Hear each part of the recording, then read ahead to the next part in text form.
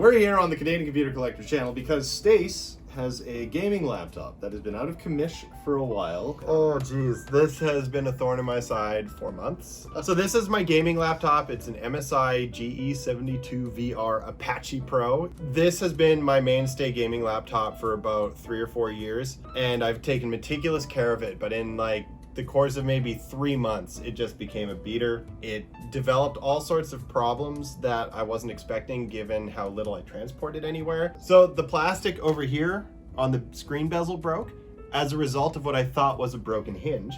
I ordered some new hinges because might as well replace both. And I thought, while we've got it apart, why don't we just kind of jazz it up? Go to 64 gigs of RAM, take the CD drive out because I don't own any physical media anymore.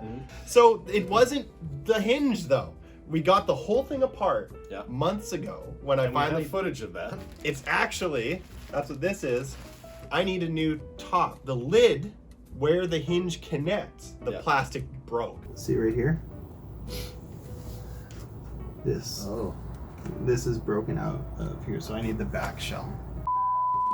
So let's get live. Is that what kids say? I don't think so. You know what? We're making it happen. It's a thing now. I'm a hip young child. Yes. All right, so we got to pay homage to the original footage we shot when we first started working on this. This is Stace wiping the machine down and then removing the back case so we can get our first look at the motherboard. It's quite the heat sink on this machine, if you ask me. Girl's got pipes. The original 32 gigs of RAM is coming out, and in place we are putting in 64. So two 16 gig SO DIMMs come out in place for two 32 gig Ripjaws DIMMs. And because we ended up being limited in what we could do in this session, we had to wait for a package to arrive.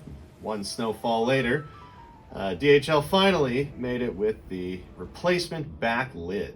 Because as we learned, this was the piece that had broken components that needed to be replaced.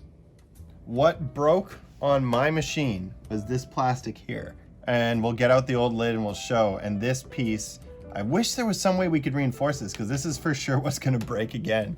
Not much you can really do to reinforce something that's plastic other than gluing it, and we didn't want to do anything destructive to this machine, so off comes that front faceplate again, and now it's time to start disassembling the monitor. Because now we're going to replace the back lid and give this thing the rigidity that it once bathed in at one point in its life. So here's Stace trying to free the back lid from the actual bottom of the case. While Stace works on that, I'm gonna get started on moving the webcam over to the other lid. I hope you like looking at the bottom of my face, because I certainly didn't line that up well. So here's the webcam we're going to be replacing on the back lids. Now this is just a pressure fit webcam that's held in place with some aluminum tape, or I guess you foil tape or whatever it is, I'm not sure. Either way, you just pull the tape up gently and pull the webcam component off. Of course, you have to unplug it before doing so. And then on the new lid, you just place it back in and gently press that tape down again. It's not even really pressure fit, it just kind of sits there. So now you know. Anyway, here's another look at those hinges, or I guess not hinges so much as the components that broke on the previous back lid. As you can see on the old one, it's snapped right off, and on the new one, it's still plastic. So now it's time to remove the heatsink with all of its glorious pipes so that we can replace the GPU and CPU thermal paste. This machine isn't the oldest one in the world, but Stace figured if we were inside here and removing this stuff anyway, we may as well replace the thermal paste, and I agree with him. Yeah, that's how you hold it. So here I come with the 99% ISO. This is one of my favorite parts, and apparently one of the parts that Stace hates the most, so I was happy to take the wheel here. I like to take my alcohol and rubs it against the robots. Well, if you came to this channel for precision and scientific discovery, my apologies.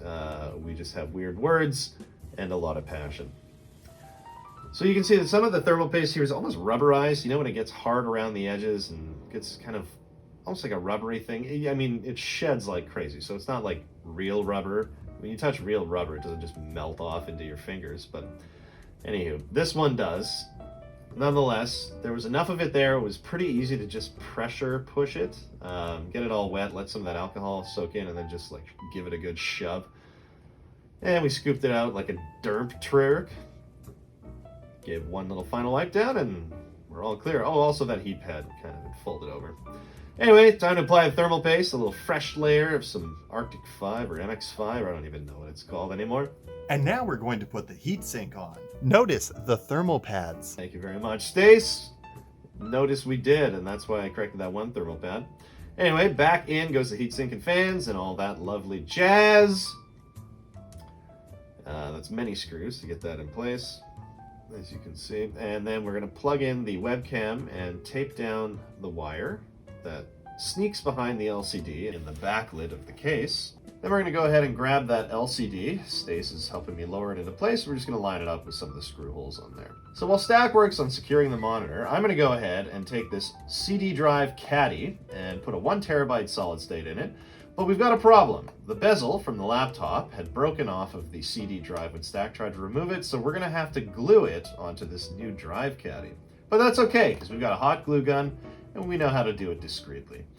Just put some beads of glue in the places where it's going to connect, hold it tightly in place, and then remove any kind of spider webbing that comes from that afterward. So that's all good to go. We're going to slide that in place and connect it to where the CD used to be, and it fits perfectly, almost as if it was designed for this computer. Which I believe it was. Although correct me if I'm wrong in the comments there, Stace. I know that you will. Time to test fit everything and just start generally reassembling all of it. This is kind of a montage of the work we were doing just moments ago and putting the LCD back into the case. This is me holding it while Stac wires a few things up. And then flipping her over so that the hinges can get put together. And there's a close-up of the hinges. You a hinge person? That's how I met my girlfriend. Okay, well, moment of truth. All right, test boot, here we go. Oh. Okay. Does it normally do much after that? Yes. Is the laptop, is the monitor plugged in? No, okay, that's not good. All right. It is stuck in some sort of a boot loop. Oh, is it? So now a bit of an explanation. Basically, we tried to turn the computer on and it started going into a boot loop, but it wouldn't display anything on the monitor. I was worried that we'd actually not plug something in, or perhaps we had severed the display cable and putting it back together. So here we are kind of frantically checking everything. But what ended up happening is we took some of the RAM out and tried booting with the original RAM, and Stace saw smoke and still nothing on the display. So obviously we were a bit freaked out. I was worried about turning the machine on. I thought the whole thing was over. Stace ended up pulling out some hardware and testing it one at a time. Eventually, we did get the picture to come back on, and I only noticed by fluke after it had gone through a boot loop about 3 or 4 times or something to that effect. Nonetheless, here is the result of that panic. Holy crap, it freaking works! Oh my god! So obviously we were very happy because Stace thought his laptop was toast. I kind of thought it was toast. And we had resigned our fates to having been absolute failures. So now with everything good to go, it's time to actually slap this old thing back together. I should also say that we did some hardware testing after we got the picture to show up. So, you know, 1 stick of RAM at a time and then adding the SSD. We were just worried that something had overwhelmed the system at one point. Nonetheless, all we knew is that this laptop was running and it had the components in it. So we could now put it back together. Fingers crossed that it wasn't actually smoke that Stace saw, but he seemed really convinced. But, you know, here he is with a smile on his face, putting the thing back together, because obviously it feels really good knowing that your gaming laptop is going to work again, especially after such a long time of not having it. The final step was to fix that missing keycap. Stace ordered a kit online that had a replacement hinge. I believe these are called what are these? Scissor key, or scissor hinge, or scissor me timbers, as Mrs. Garrison would say.